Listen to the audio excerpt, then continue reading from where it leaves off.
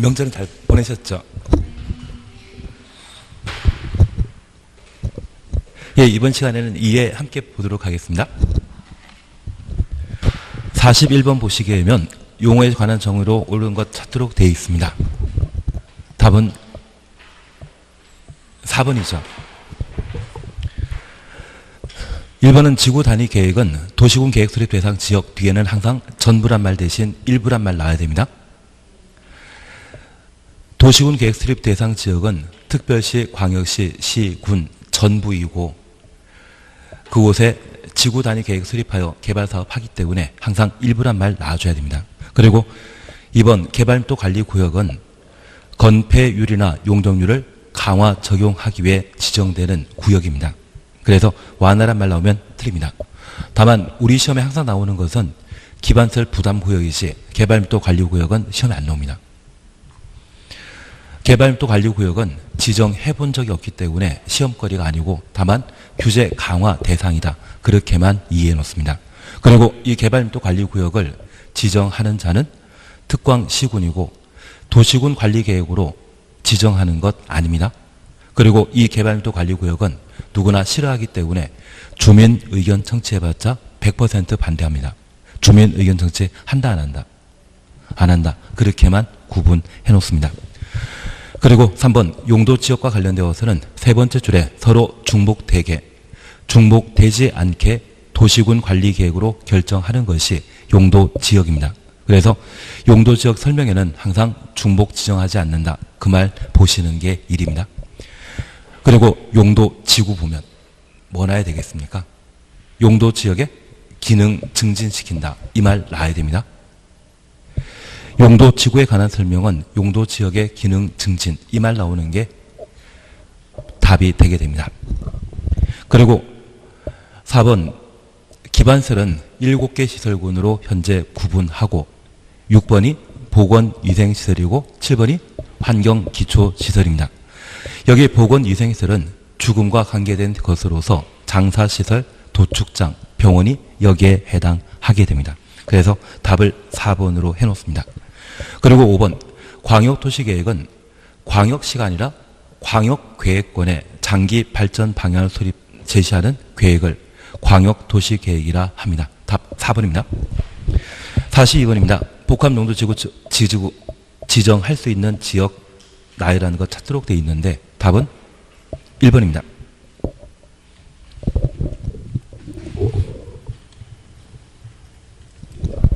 대신 얘를 잠깐 구분해 놓습니다.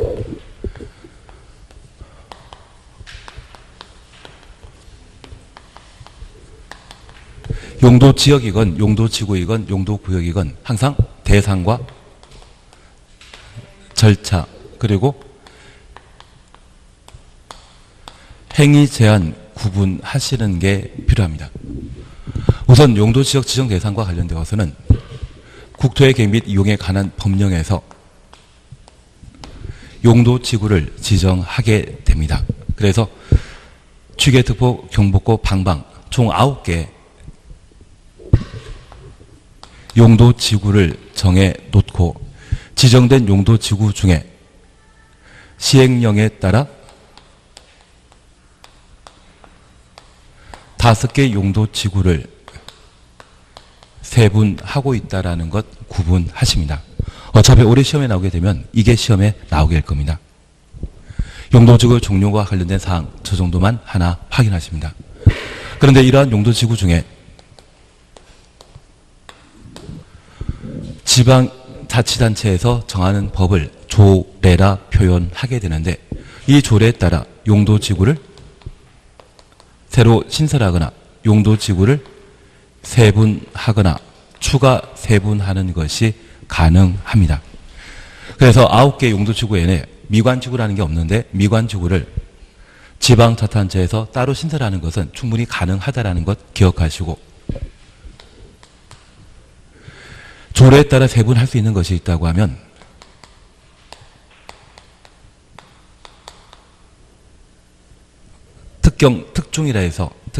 특중이라 해서 특과 경관지구와 경관지구 특정 용도 제한 지구와 중요 시설물 보호 지구에 대해서는 조례가 정하는 바에 따라 세분할 수 있다. 그래서 네 가지 조례가 정하는 바에 따라 세분할 수 있는 것이 무엇인지 한번 확인해 놓습니다. 그리고 그 절차는 도시군 관리 계획의 결정권자가 지정할 수 있는데 예외적으로 국토교통부 장관을 뺀 시도의사, 인구 50만 이상의 대도시장이 용도지구를 결정할 수 있습니다. 여기 국토교통부 장관이 빠진 시도의사, 대도시장이 용도지구 지정하게 되면 조례가 정하는 바에 따라 신설하거나 특경, 특중 네 가지에 대해서는 시도의사가 결정하도록 되어 있고, 연안 침식이란 말 또는 최근 10년 사이에 2번 이상의 천재지변으로 인명피해가 발생한 경우에는 방제지구의 지정 변경을 도시군 관리계획으로 결정하여야 한다. 그리고 복합용도지구를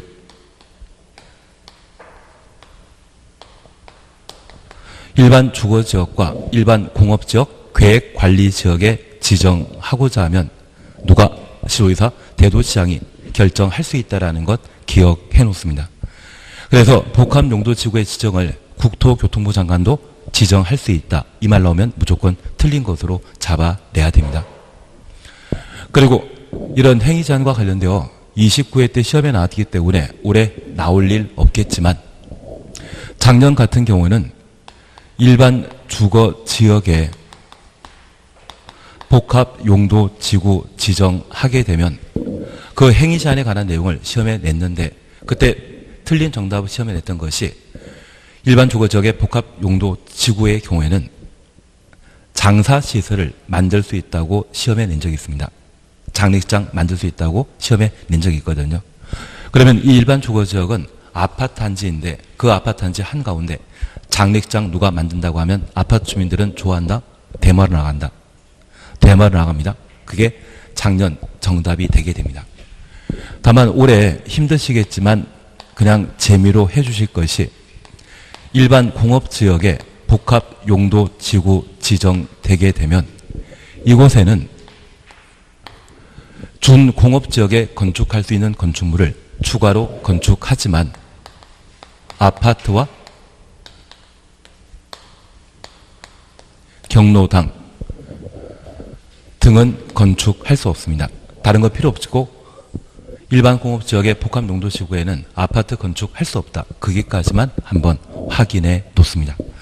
그래서 42번에 복합용도지구 지정 가능한 용도지역은 일반 주거지역과 일반 공업지역, 계획관리지역입니다. 일반 상업지역 들어가는 거 아닙니다. 그리고 이 복합용도지구 지정권자는 누구이다? 국토교통부 장관은 빠진다라는 것 꼭 기억해 놓습니다. 그리고 일반 공업지역이 복합용도지구 지정되었을 때 준공업지역에 건축 가능한 건축물을 조례가 정하는 바에 따라 건축할 수 있지만 아파트는 포함되지 않는다. 거기까지 꼭 한번 봐 놓습니다. 43번입니다. 도시군관리계획을 결정하는 내용 아닌 것 찾도록 되어 있습니다. 답은 4번입니다.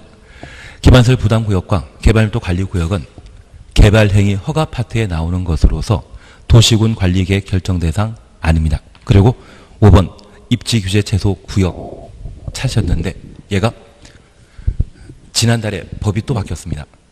원래 입지규제 최소 구역이 2019년 12월 31일 날 폐지되기로 했는데 이게 2025년 12월 31일 날 폐지하는 것으로 지난달에 또 바꿔놨거든요. 그래서 분명 없어지기로 했었는데 또 새로 등장한 게 지금 5번에 해당되게 됩니다.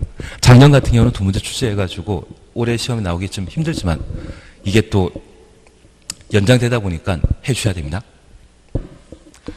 그래서 아마 이번 정권에서 또 대규모 개발 사업을 시행하기 위해 입지 규제 최소 구역을 또 한번 어디 지정하게 될 겁니다. 지금 지정되어 있는 것은 서울의 삼각지 일대와 그리고 인천 강에 되면 차이나타운이라 해서 동인천역 있거든요. 그리고 포항 쪽에 지정되어 있는데 아마 향후 입지 규제 최소 구역이 또 지정되지 않나 싶습니다. 지정되면 완전 규제가 대폭 완화되기 때문에 토지의 가치가 엄청 상승하는 것이 입지 규제 제소 구역의 특징이 되게 됩니다. 다만 제가 하나 말씀드릴 게 있습니다. 현재 입지 규제 제소 구역으로 지정할 수 있는 곳은 3개 이상의 대중교통 노선이 결절되어 있는 경우, 가끔 서울 홍대 입구역 TV에 등장하지 않습니까? 그 홍대 입구역이라고 하면 지하철 2호선과 그리고 공항철도 하나 있고, 그리고 그곳에 환승하기 위한 다양한 시설들이 갖춰져 있거든요. 그리고 서울 같은 경우에도 고속버스터미널역이 지하철 3호선과 9호선과 7호선이 교차되어 있는 그런 동네입니다. 그리고 잠실역도 마찬가지거든요. 그래서 대중교통 노선이 3개 이상 결절되어 있는 곳으로서 반경 1km 이내 지역은 입지 규제 제소 구역으로 지정할 수 있습니다. 그리고 도시군 기본 계획상 도심지 그리고 부도심지를 입지 규제 제소 구역으로 지정할 수 있는데, 서울의 도심은 현재 서울역부터 용산까지가 도심입니다. 강남도 도심이고 몇 개 도심이, 여의도도 도심이고 명동도 도심인데, 아마 이 입지 규제 제소 구역을 5년 연장시켰던 것은 다른 게 아니라 서울역부터 용산역까지 개발하기 위해 입지 규제 제소 구역의 폐지를 연기시키지 않았나 싶습니다. 그래서 제가 부탁드리는 것은 도심, 부도심에 관한 사항은 어디에 반영되어 있다? 도시군 관리계획 내용입니까? 기본계획 내용입니까? 기본계획 내용이라는 것 확인해 주시고, 특별히 3개 이상의 대중교통 결절지 교차한 곳으로부터 반경 1km 이내 지역은 입지 규제 제소 구역으로 지정할 수 있다는 것 확인해 놓습니다. 그리고 이 입지 규제 제소 구역의 지정권자는 결정권자입니다. 그래서 도시군 관리 계획의 결정권자인 원칙적인 결정권자 시도의사 대도시장이고, 예외적으로 국가계획과 관련되어 국토교통부 장관이 위반했다고 하면 국토교통부 장관도 입지 규제 제소 구역의 지정권자가 될 수 있습니다.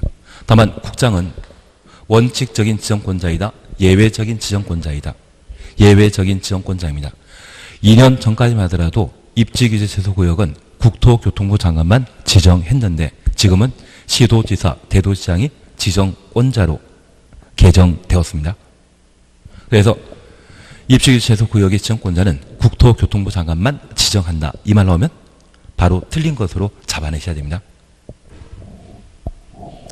그리고 저 지정 절차와 관련되어 도시군 관리 계획의 위반과 관련된 사전 절차, 결정과 관련된 사전 절차를 그대로 진행하게 되는데, 딱 하나만 기억해 놓습니다. 도시군 관리 계획의 결정 시에 관계 행정기관과의 협의, 도시계획위원회 심의 절차를 두고 있는데, 저 협의 기간이 원칙적으로 30일입니다.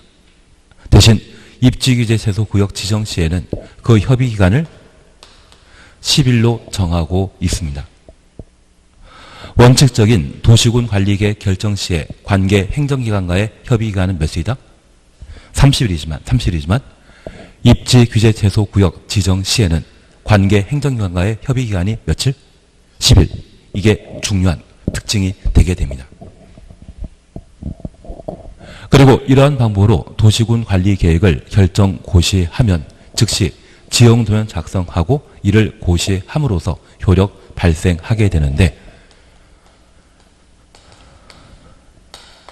예를 하나 기억해 주십니다.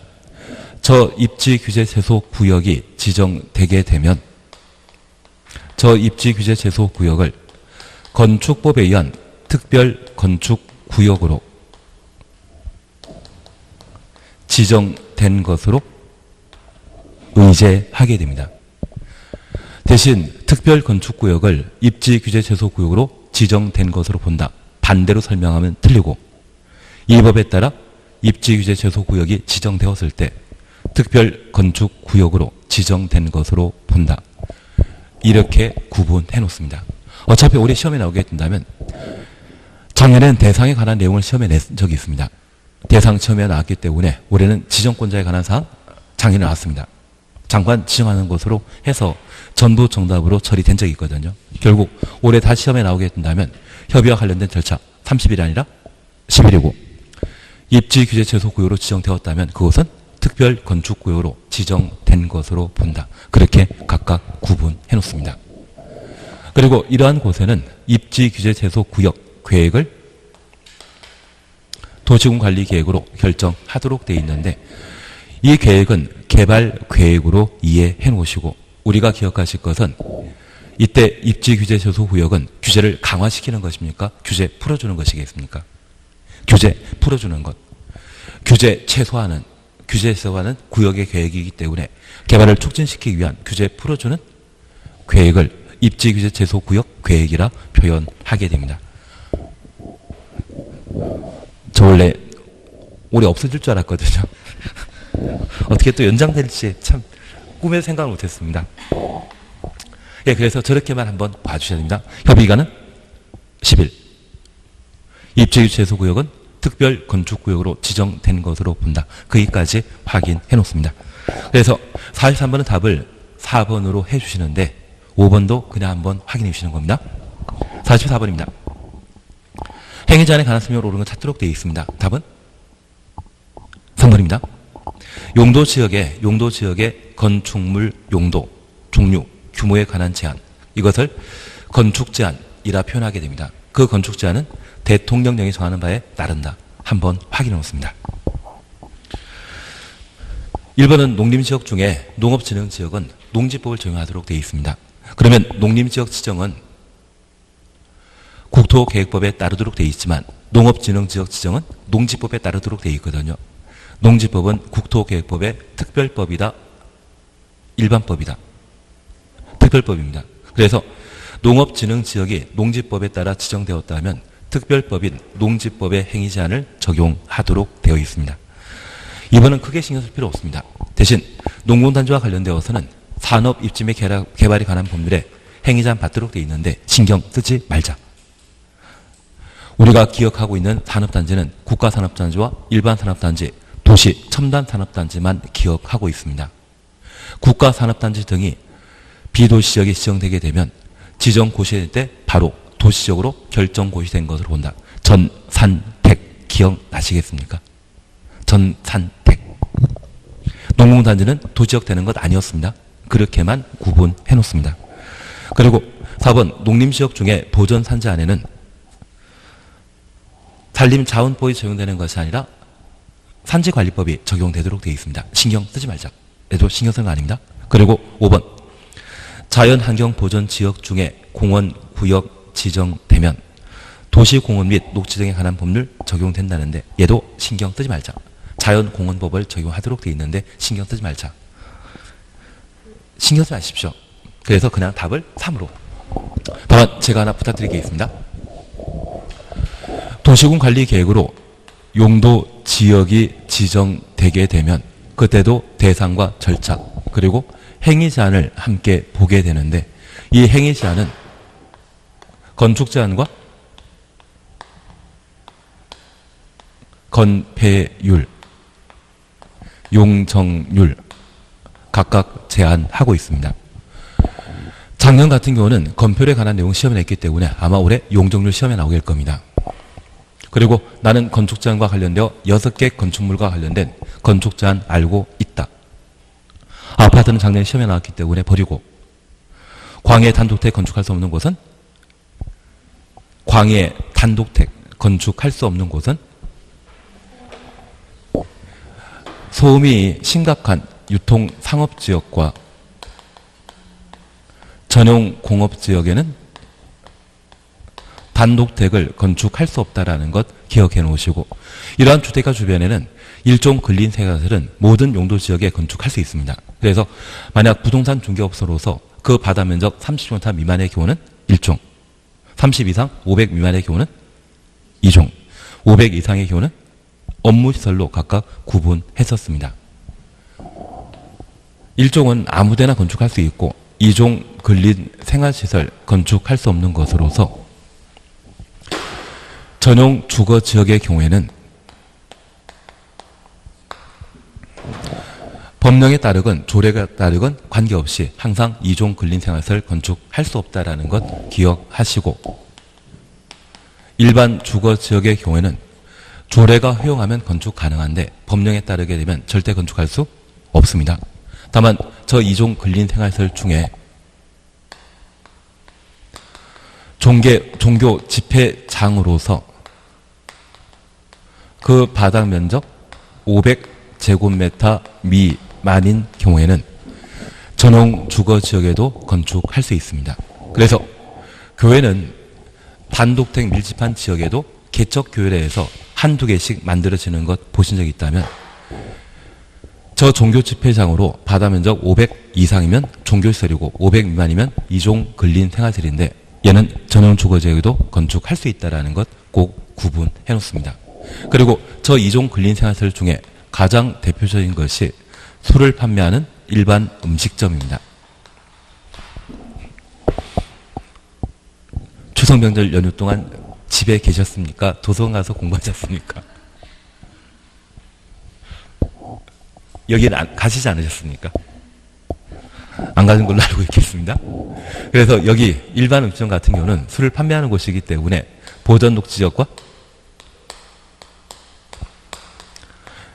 자연환경 보전 지역에는 일반 음식점 건축할 수 없다라는 것 다시 한번 확인해 놓습니다. 유락시설을 건축할 수 없는 곳, 유락시설을 건축할 수 있는 곳, 상업지역만. 그리고 숙박시설 건축할 수 있는 곳, 상업지역 당연히 가능하고, 준주거지역입니까? 준공업지역입니까? 준공업지역, 그리고 계획관리지역과 관광지에 해당되는 자연 녹지지역의 경우는 숙박시설을 건축할 수 있다는 것 다시 한번 확인해 놓습니다. 그리고 묘지 관련 시설로서 납골당 등이 있다고 하면 얘는 녹관농자에 만들 수 있다는 것 구분해 놓습니다.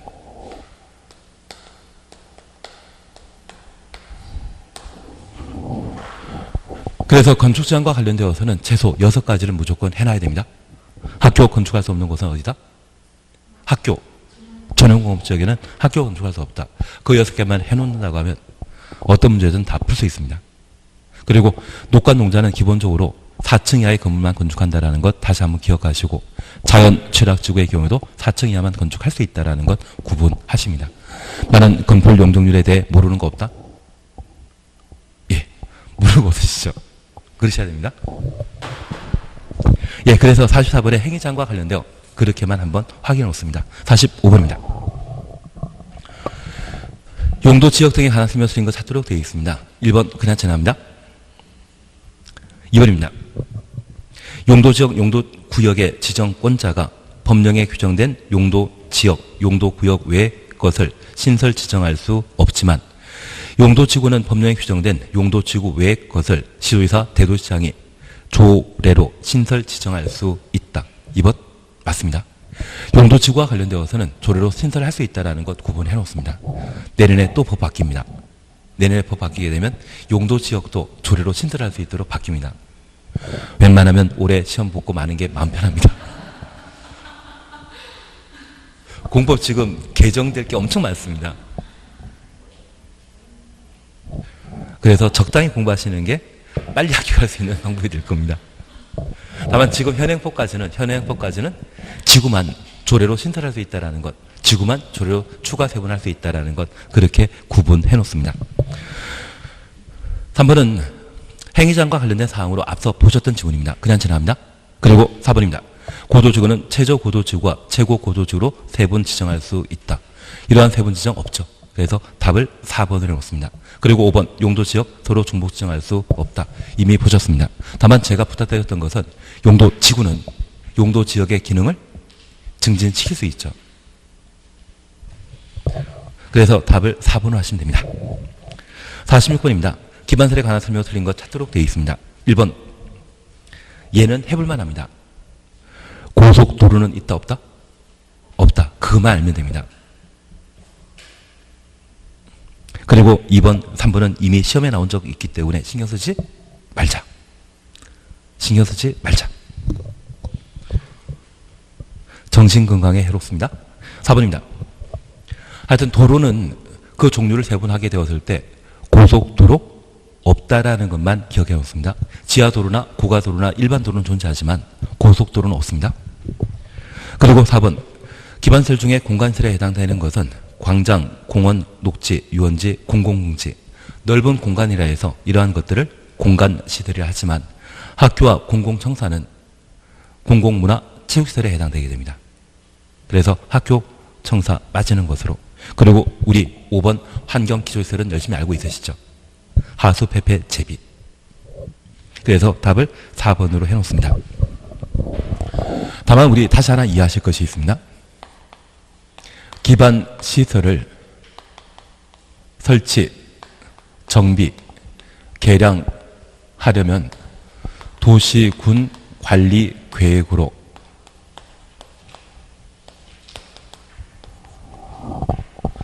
설치한다. 이 말 나오면 맞다 틀리다. 맞습니다. 기반시설의 설치 방법은 도시군 관리 계획에 따르도록 되어 있습니다. 그런데 이 기반시설 앞에 학교인 기반시설, 재활용시설인 기반시설, 종합의료시설인 기반시설, 도시군 관리 계획으로 결정해야 한다. 이 말 나오면 틀립니다. 그래서 기반시설부터 도시군 관리 계획으로 결정한다. 이 말 나오면 맞는 지문이지만 앞에 도시지역의 학교 재활용시설 이상한 이야기 붙어 있다고 하면 바로 틀린 것으로 잡아내셔야 됩니다. 같은 종합병원이라 하지만 서울의 삼성의료원 같은 경우는 도시군 관리 계획 결정 대상 아니거든요. 만약 국립병원이나 또는 시립병원이라고 하면 그때는 도시군 관리 계획으로 결정하게 되지만 상황에 따라 사익을 추구하는 것이라고 하면 기반시설이라 할지라도 도시군 관리 계획 결정 대상 아닙니다. 그래서 그냥 기반시설부터 도시군 관리 계획을 결정한다. 이 말은 맞지만 학교, 종합의료시설, 사회복지시설 이 말 나온 상태에서 도시군 관리 계획으로 결정한다. 이 말 나오면 틀린 패턴이라는 것을 꼭 한번 잡아 놓습니다. 그러면 이런 방법으로 설치한 것을 우리는 뭐라 한다? 도시군 계획 시설이라 표현하게 됩니다. 도시군 계획설 기억나십니다. 그리고 이 도시군 계획설과 관련되어 우리 또 하나 약속하신 게 있습니다. 얘는 도시군 계획설 사업을 시행하는 것과 시행 안 하는 경우가 있고 시행 안 하게 되면 도시군 계획설 부지에는 토지 수용 전이라 할지라도 토지 소유자가 자기 집을 직접 건축할 수 없죠. 그래서 도시군 계획설 부지에는 건축물, 공작물 설치할 수 없다라는 말 기억하셔야 됩니다. 그리고 이 도시군 계획설 부지가 10년간 사업 시행하지 않았을 때 그리고 20년간 사업 시행하지 않았을 때 20년 되는 다음날 효력 상실한다는 것 기억하시고 10년간 사업 시행하지 않는다면 제일 먼저 기억나는 것은 매수 청구입니다. 그리고 두 번째 기억하시는 것은 10년간 사업 시행하지 않았을 때 이미 다른 시설이 만들어지게 되면 지방의회가 도시군 계획설 결정을 해제하라 권고할 수 있습니다. 그리고 10년간 사업 시행하지 않고 도시군 계획설 치료 시까지 단계별 집행계획 수립되지 않았다면 토지 소유자가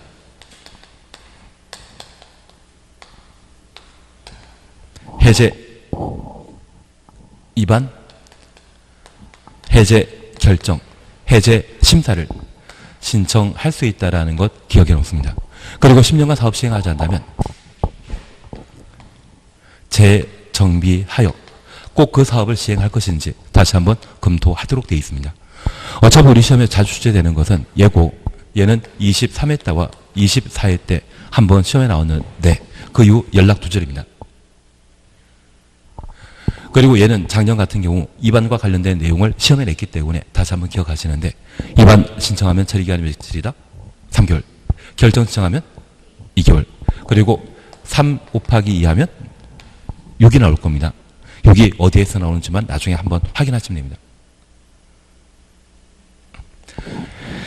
도시군 관리 계획에 도시군 계획설에 해제 입안하고자 한다면 기초조사, 공람, 지방의회 의견 정치 3단계 절차가 거치기 때문에 몇 개월이다?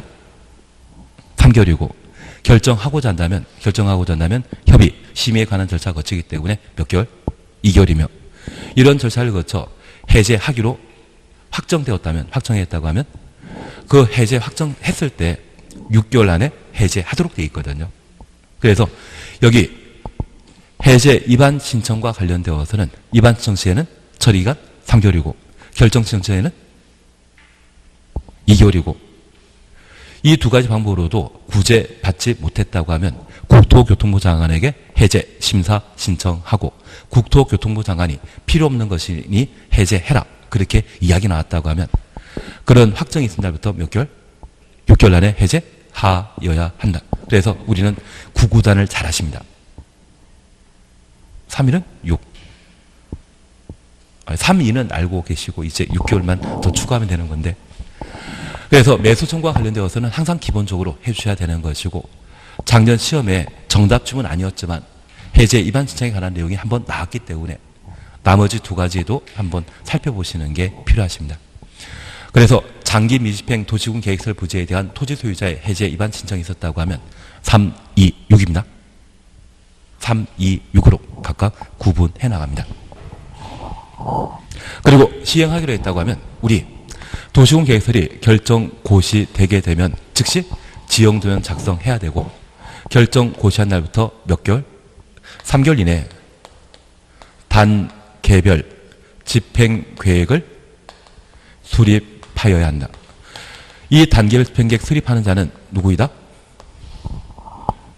위반권자입니다. 그러면 국토계획법은 개발행 허가파트에서는 관할관청이 허가권자이지만 도시군 관리계획에서는 위반권자 아니면 결정권자입니다. 위반권자 하는 것은 딱 3개. 지형도면 작성하는 것과 단계별 집행계획 수립하는 것과 도시군 계획설 사업 시행 그 3가지는 위반권자만 한다라는 것 기억하시고 이번에 개정된 사항으로 도시군 계획설 결정 고시부터 3개월 이내 단계별 집행계획 수립한다라는 것 다시 확인해 놓습니다. 만약 의제란 말 보게 되면 그때는 2년입니다. 2년에 수립할 수 있다. 그 말 기억하시는 게 필요합니다. 그리고 이 단계별 집행계획은 1단계, 2단계 계획으로 구분하는데 최근 3년 이내 시행할 사업이라면 1단계 집행계획에 포함하고 3년 이후에 시행할 것은 2단계 집행계획에 포함된다라는 것 다시 한번 살펴놓는 겁니다. 어차피 3개월 저거 가지고 시험에 나올 겁니다. 정말 의제는 2년. 의제란 말 나오면 2년에 수립할 수 있다. 3개월이란 말 나오게 되면 수립하여야 한다. 누가? 위반권자가. 위반권자 한다는 것 다시 한번 살펴놓습니다. 그래서 6번 기반설부터 시작했지만 46번은 기반설부터 시작했지만 저 기반설의 설치를 도시군 관리계획을 결정하게 되면 도시군 계획설이라는 것 기억하시고 그 사업 시행하는 것과 시행 안 하는 것으로 각각 구분해서 살펴놓습니다. 그리고 나중에 우리가 한번 더 해주실 것은 공동구 기억나십니까? 공동구에 관한 문제 나오게 되면 이 공동구를 꼭 한번 정리해놔야 됩니다. 최근 연속해서 3년 시험에 나왔거든요. 3년 연속 시험에 나왔으면 이것 제정신 아닙니다. 웬만하면 2년 연속하고 출제되고 말하는데 지금은 3번씩이나 나왔으면 나중에 다시 한번 봐줄 이야기일 겁니다. 예, 그래서 46번은 답을 4번을 하시고 47번입니다. 용도지역별 건폐율 최대 한도가 가장 큰 지역부터 가장 작은 지역으로 바르게 나열한 것 찾도록 되어 있는데 1. 유통산업지역은 9887이라는 말 기억나시면 얘는 80입니다. 준주거지역은 5, 6, 7, 70입니다. 그리고 3종 일반 주거지역은 50. 60이 아니라 얘만큼은 50. 그리고 생산 녹지지역의 기호는 20. 그래서 녹간농자의 기본적인 건폐율은 20%였던 거 기억나신다면 41번은 답을 1번으로. 나는 틀렸다? 틀린 분은 없으십니다. 실력이 탁월하십니다. 48번입니다. 용도 지역에 관한 설명으로 드린 것 찾도록 되어 있습니다. 1번. 도시적 관리적 농림적 자연환경보전적으로 용도 지정되지 아니한 가로 해놓습니다. 건폐율 용적률의 규정 적용함에 있어서 자연환경보전지역에 관한 규정을 적용한다. 용도지역이 미정인 곳이라면 규제가 가장 심한 자연환경보전지역에 행위제한 적용하도록 되어 있습니다. 그리고 2번입니다. 관리지역 중에 세부 용도지역으로 지정되지 아니한 추정없습니다. 건폐율 용적률 적용함에 있어서 보전 녹지지역이 아니라 보전 관리지역에 규정을 적용하고 도시지역 중에 세부 용도지역이 지정되지 않았다고 하면 보전 관리지역이 아니라 보전 녹지지역에 행위 제한 규정 적용하는 것이죠. 그리고 3번, 5번 묶어놓습니다. 4번, 우선 4번 우리 이렇게 보십니다. 만약 용도지역이 지정되었다고 하면 용도지역의 지정 절차는 원칙적으로 도시군 관리계획으로 입안하고 결정 고시하도록 돼 있지만 바다인 공유 수면을 매립하게 되었을 때 매립구역과 이웃한 용도지역의 지정 목적이 같다면 도시군 관리계획의 입안, 결정 절차 없이 매립에 대한 준공 인가일날 인접한 용도지역으로 지정된 것으로 본다. 공시까지 의지한다. 지정까지만 의지한다. 지정까지만 의지합니다. 우리가 민법 공부하시면서 의사표시와 관련되어서는 법률행위 그리고 법률행위가 구분되는 것으로 준법률행위가 있습니다. 만약 도시군 관리계획 결정했다면 얘는 법률행위 성격을 가지는데 그에 대한 고시는 법률행위 아니죠. 그러면 공유수면 매립법에서 준공 인가만 해줬다고 하면 같은 가치를 인정해 줘야 되거든요. 인가까지만 있었다고 하면 뭐까지만? 지정, 결정까지만 의제하도록 되어 있고 이후 고시와 관련되어서는 별도 절차를 진행한다는 점 다시 한번 확인하십니다. 만약 이웃한 용도지역의 지정 목적과 다르거나 둘 이상의 용도지역에 걸쳐 있는 경우에는 도시군 관리계획으로 입안하고 결정 고시하도록 되어 있습니다. 그리고 절차 전부를 의제하는 것으로서 도시지역으로 의제하는 것과 전산택이란 말 기억나십니다? 전산택이 지정 고시되게 되면 도시로 결정 고시된 것으로 본다. 그리고 현재 용도지역이 관리지역인데 이곳에 농지법에 의한 농업진흥지역이 지정 고시되게 되면 이곳은 농림지역으로 결정 고시된 것으로 본다. 산지관리법에 따른 보전 산지가 지정 고시되게 되면 보전 산지 구분에 따라 농림지역 또는 자연환경 보전지역으로 결정 고시된 것으로 본다. 기억나시겠습니까? 그리고 제가 하나 부탁드리겠습니다. 만약 전산택이 해제되게 되면 종전 용도 지역으로 환원되는 것이 원칙입니다. 개발 사업이 완료되어 전산택이 해제되었다면 환원되는 거 아닙니다. 이제 이걸 잠깐 봐놓습니다. 저 관리지역에 농지법에 의한 농업진흥지역이 지정 고시되었는데 저 농업진흥지역이 해제되면 종전 용도 지역으로 환원된다? 이건 환원 없습니다. 하나 이해하실 것은 전산택은 개발 목적이었고 그 개발 사업이 무산되었다고 하면 개발 사업 안 한다고 하면 종전 용도 지역으로 돌아가는 것이 원칙이지만 농업진흥지역은 개발 사업이다, 비개발 사업이다. 비개발 사업입니다. 얘는 해제될 일도 없지만 만약 시험에 틀린 질문 만들기 위해 이게 해제되었을 때 종전 용도 지역인 관리지역으로 환원된 것으로 본다. 이 말 나오면 드립니다. 개발 사업은 해제될 수 있지만 비개발 사업은 해제될 이유 없거든요. 이게 해제되었다고 종전 용도 지역으로 환원된 것으로 본다. 이 말 나오면 그 질문 틀린 것으로 봐놓습니다. 환원에 관한 문제는 항상 어디에 변한다? 전산택일 때만 나온다라는 것 기억해 놓습니다. 그리고 우리는 의왕구역, 항만구역이란 말도 함께 기억나시죠? 그 의왕구역, 항만구역의 개발 사업이 해제되게 되면 그때는 종전 용도 지역으로 돌아가는 겁니다. 환원에 관한 문제가 없는 것은 농업진흥지역과 보전산지라는 것만 꼭 한번 구분해 놓습니다. 예, 그게 해결되셨다고 하면 3번 관리지역 안에 농지법에 의한 농업진흥지역으로 지정 고시까지 나왔습니다. 국회법에 의한 농림지역으로 결정 고시된 것으로 본다. 맞죠? 지정 고시란 말 나오게 되면 같은 가치를 의제하기 때문에 결정 고시된 것으로 의제하게 됩니다. 그리고 4번 두 번째 줄에 이웃한 용도 지역과 다른 경우, 다르단 말 쓰게 되면 절차 생략 없이 도시군 관리 계획으로 결정해야 될 겁니다. 그리고 5번, 택지 개발 지구로 지정 고유된 지역은 도시지역으로 결정 고유된 것으로 본다. 맞죠? 49입니다. 지구 단위 계획 구역과 지구 단위 계획에 관한 설명으로 틀린 거 찾도록 되어 있습니다. 1번 그냥 지나갑니다. 2번 그냥 보십니다. 국토교통부 장관 지도이사 대도시장은 도시적 아닌 지역, 도시적 아닌 지역 가로 해놓습니다. 지구 단위 계획 구역 지정할 수 있다. 현재 지구 단위 계획 구역은 도시지역과 도시적 아닌 곳에 지구 단위 계획 구역 지정할 수 있는데 비도시 지역에 지구 단위 계획 구역 지정할 수 있는 것은 몇 개? 3개. 용도 지역 중에 계획관리지역. 그 많은 비도시 지역 중에 지구 단위 계획 구역 지정할 수 있는 용도 지역은 어디에만? 계획관리 지역만. 그리고 그 많은 용도 지구 중에 어디에만?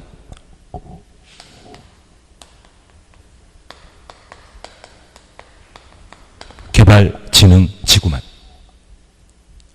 그리고 최근 개정된 사항으로 폐지되는 용도 지구의 행위 제한을 대체하기 위한 지구 단위 계획 구역 지정이라고 하면 그때는 비도시 지역에도 가능한 겁니다. 우리 도시군 관리 계획의 입안 제한은 총 몇 개이다? 입안 제한할 수 있는 것. 도시군 관리 계획으로 도시군 관리 계획 입안 제한할 수 있는 것. 기, 지, 산, 배. 폐지되는 용도 지구의 행위 제한을 대체하기 위한 지구 단위 계획이라면 비도시 지역에도 지정할 수 있다는 것 기억해 놓습니다. 그러면 이제 다시 하나 봐줍니다. 저 비도시 지역에 특히 농림 지역에 자연 취락 지구가 존재할 수 있습니다. 저 자연 취락 지구는 농림 지역의 자연 취락 지구는 지구 단위 계획구로 지정할 수 있다? 없다? 농림 지역의 자연 취락 지구는 지구 단위 계획구로 지정할 수 없다. 계획관리 지역만, 개발진흥지구만, 폐지하는 용도지구의 행위제한 대체하기 위한 경우에만. 비도시 지역은 아무데나 지구 단위 계획구역 지정한다? 못한다. 못한다. 그것 다시 한번 잡아놓습니다. 그런데 도시 지역에 용도지구 지정하고자 한다면, 지구 단위 계획구역 지정한다면 도시 지역에 지정된 용도지구는 종류 가리지 않고 어디건 지정할 수 있습니다. 그래서 녹지 지역에 자연 취락지구가 존재한다면 녹지 지역의 자연 취락지구도 지구 단위 계획구역 지정할 수 있고요. 특정 용도 제한 지구도 도시 지역이라면 지정할 수 있고 경관지구를 할지라도 지정할 수 있습니다. 고도지구를 할지라도 지구 단위 계획구로 지정할 수 있는 겁니다. 잘 모르면 요약집을 보자. 요약집에 지구 단위 계획구역 지정과 관련되어 1번은 지구 단위 계획구역 도시지역에 지정하고자 한다면 용도지구라면 어디건 가리지 않고 지정할 수 있다. 그게 나와 있습니다. 그리고 두 번째, 저 도시지역에 개발 사업을 필요로 하는 곳이 있다고 하면 지구 단위 계획구로 지정할 수 있습니다. 그런데 하나 질문이 있습니다. 자연 녹지 지역에는 지구 단위 계획구역 지정한다? 못한다? 못합니다. 저 녹지 지역을 주, 상, 공으로 변경하게 되었을 때 지구 단위 계획구역 지정할 수 있고 녹지 지역이 주, 상, 공으로 변경되었을 때 그 단위 면적이 30만 제곱미터 이상의 경우는 시공로 정택 10년, 시공로 30만 이때는 지구 단위 계획구역 지정하여야 한다. 개발 제한 구역은 지구 단위 계획구역 지정할 수 있다 없다? 없습니다. 시가 조정 구역 지정하다 못한다? 못합니다. 다만 그 시가 조정 구역이 해제되는 상황이라면 지구 단위 계획구역 지정할 수 있고 그 단위 면적이 얼마? 30만 이상이라면 지구 단위 계획구역 지정하여야 한다. 나는 잘 알고 있다. 잘 알고 있는 것 같은데. 네? 지구 단위 계획구역 지정에 있습니다. 지구 단위 계획구역 지정에 있습니다. 예, 62페이지에 있습니다. 이렇게 도와주시니까 빨리빨리 진도를 할 수 있을 것 같은데.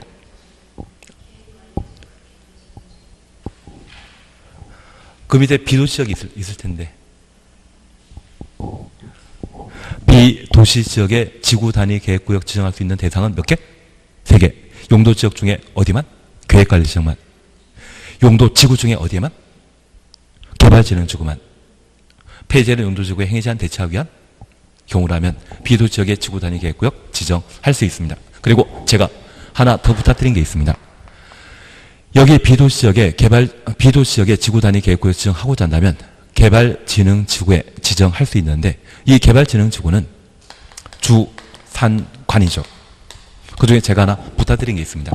주거 개발진흥지구 지정할 수 있는 비도시지역은 어디만?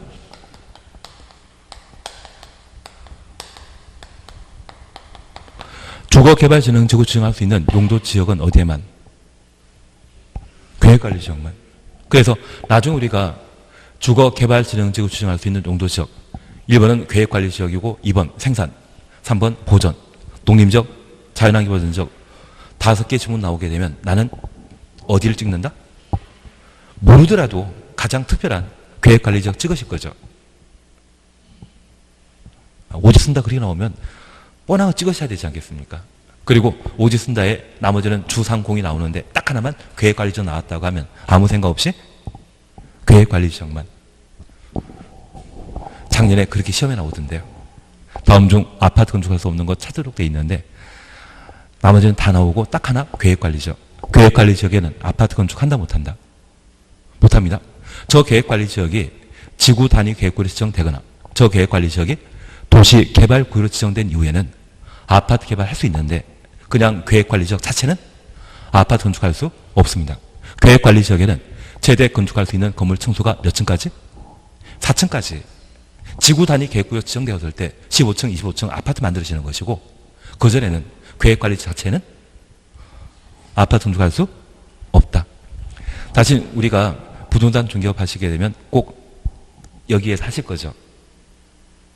계획관리지역 매물이 나오면 토지 소유자에게 친절하게 여기는 4층까지 건물만 건축할 수 있다. 시청에서 증명 떠가지고 보여주실 거죠. 대신 내 손을 거치면 걔가 지구 단위 계획구로 지정만 되면 내 손을 거쳐 지구 단위 계획구만 지정되면 뭐 할 수 있는 곳입니까? 아파트 건축할 수 있는 땅이 되어버리는데 나는 한번 가공한다? 그냥 단순히 중개만 하고 만다. 단순히 중개하실 거면 꼭 저한테 연락 주십시오. 단순히 중개하고 말 거면 저한테 연락 주시면 제가 알아서 잘 처리해도 그냥 떼주겠습니다. 근데 계획관리지역은 넓은 부지가 중개 대상물이 되었다고 하면 단순히 중개하시는 것보다는 한번 가공하는 게 차가 바뀔 수 있는 방법입니다. 갑자기 이상한 이야기 또 하고 있었습니다.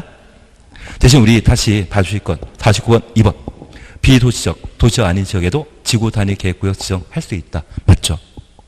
그리고 3번, 5번은 실효에 관한 내용입니다. 실효. 지구 단위 계획구역 지정 고시한 날부터 몇 년?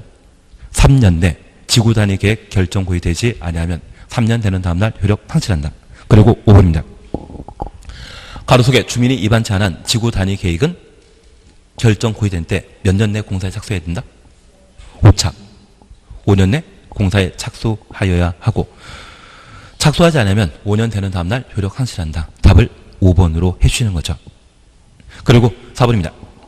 택지 개발 지구 전부 또는 일부 지구 단위 계획구역 지정할 수 있고 지정된 취락지구 전부 또는 일부도 지구 단위 계획구역 지정할 수 있다. 대신 이 4번은 도시지역이란 말이 들어가줘야 됩니다. 4번은 도시지역이란 말이 들어가줘야 됩니다. 현재 지구 단위 계획구역은 도시지역과 비도시지역에 가능한데 특별히 취락지구가 자연 취락지구로서 관농자에 지정된 취락지구라고 하면 지구 단위 계획구로 지정할 수 있다 없다? 관농자는 안 됩니다. 자연 취락지구에 녹지 지역에 지정된 자연 취락지구만 지구 단위 계획구역이 지정될 수 있습니다. 그래서 그런 아무런 이야기 하지 않고 취락지구 지구 단위 계획구로 지정할 수 있다라고 하면 맞긴 맞지만 왜? 녹지역에 돌아가니까. 대신 녹지역 빼버리고 관농자의 취락지구에 지구 단위 계획구역 지정할 수 있다. 이 말로 하면 틀려버립니다. 그냥 취락지구일 때는 맞지만 반농자, 관리적, 농림적, 자연환경보전 지역에 지정된 취약지구는 지구 단위 계획구로 지정한다, 못한다? 못한다. 그렇게 명확하게 구분해 놓습니다.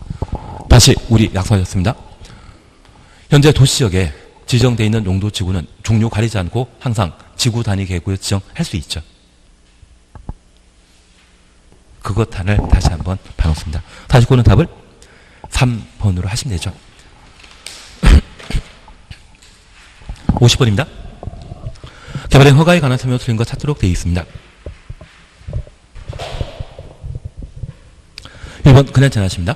1번 그냥 지나가십니다. 2번입니다.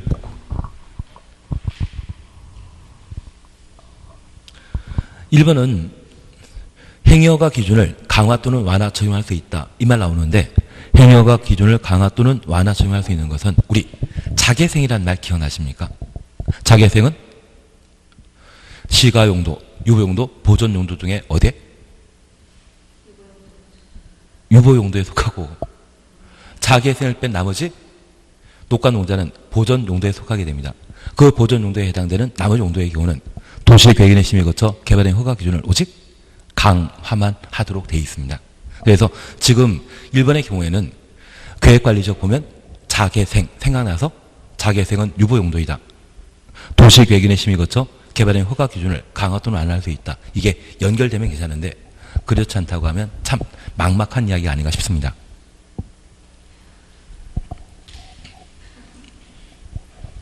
자개생은 어디에 속한다?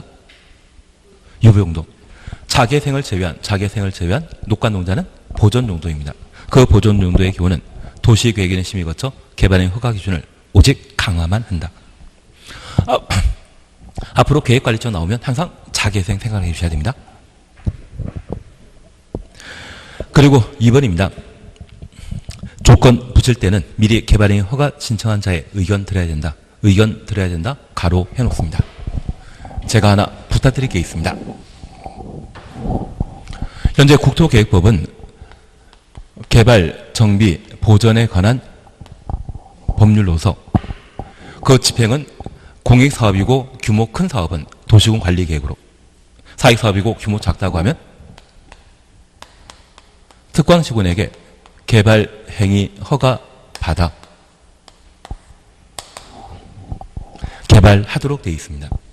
여기 개발행위 허가와 관련되어서는 의견 청취 제도를 마련하고 있는데 저 의견 청취에는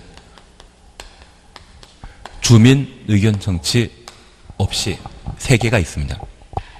그러면 이 개발행위 허가는 내가 살 집 만들 때 개발행위 허가 받도록 되어 있거든요. 내가 살 집을 만들고자 하는데 동네 사람들 의견 들어야 된다? 의견 없이 만들 수 있다. 의견 없이 만들게 됩니다. 내가 살 집 만드는데 주변 사람들에게 일일이 동의받는 것은 부당하거든요. 대신 이 주민 의견 청취는 없지만 3개가 있습니다. 첫 번째, 방금 보셨던 허가권자가 조건부 허가하고자 한다면 신청한 자의 의견 듣도록 되어 있습니다. 그리고 두 번째,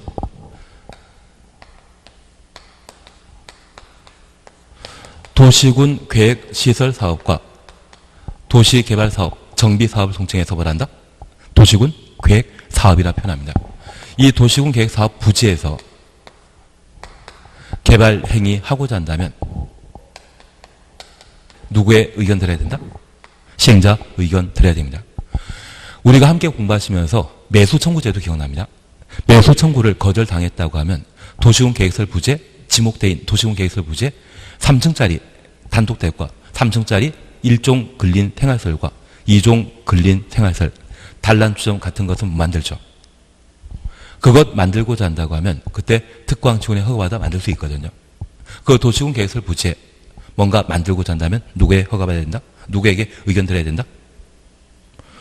특광지원은 시행자 의견 듣고 허가 여부를 결정하도록 되어 있습니다. 그리고 얘는 시험에 안 나오는데 지난주 우리 문제 한번 풀어오셨습니다. 공공시설 귀속과 관련되어 누구의 의견 들어야 된다? 관리청의 의견 듣도록 되어 있습니다. 그런데 제가 이 말씀을 드렸습니다. 아니 같이 문제 풀면서 새로 만들어진 공공시설은 항상 관리청이 무상으로 취득하는데 폐지되는 종전 공공시설을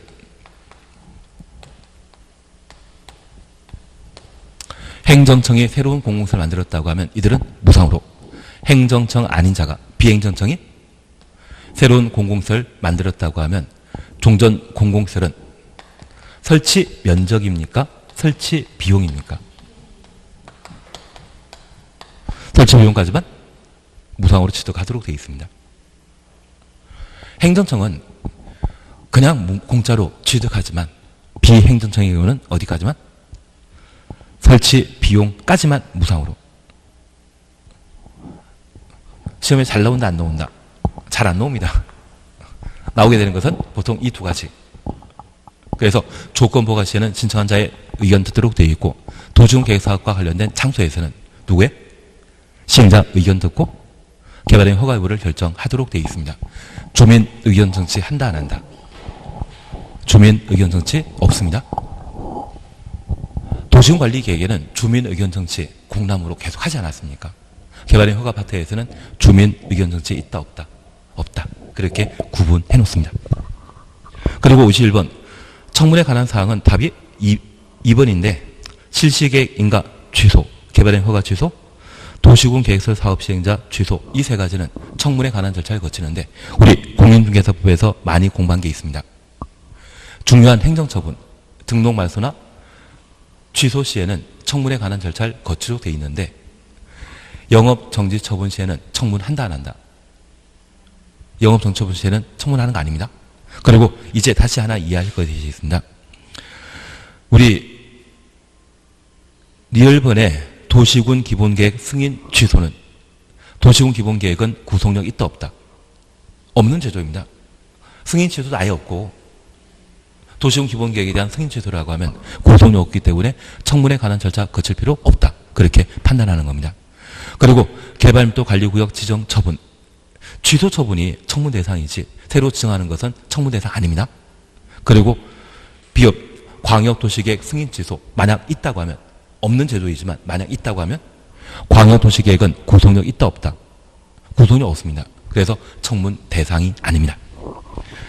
52번입니다. 시험 나올 뻔합니다. 10년간 장기 미집행 도시군 계획설 부지에 대한 토지 소유자의 해제 입안 신청하게 되면 1. 3개월 이내 입안 여부 결정해서 토지 소유자에게 알려야 하죠. 그리고 2번입니다.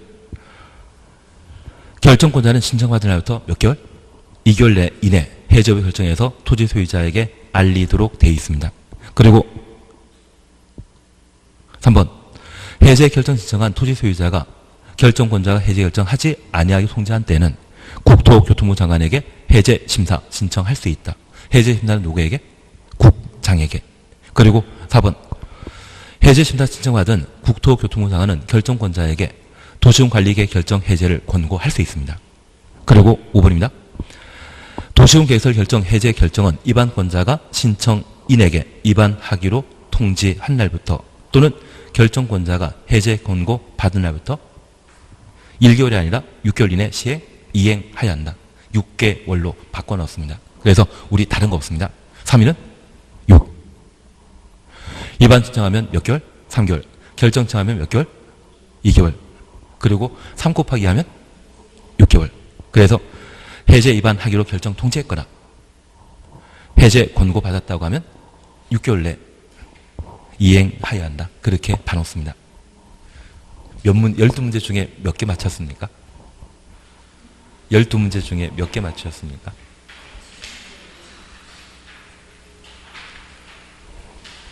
여기 몰라 상관없는 게 많았습니다. 대단하시고 그거 대단하십니다. 8개 맞추셨습니까? 4개 맞추셨습니까? 8개 맞추셨습니까? 6개 맞았습니까? 몇 개 맞았습니까? 대단하십니다.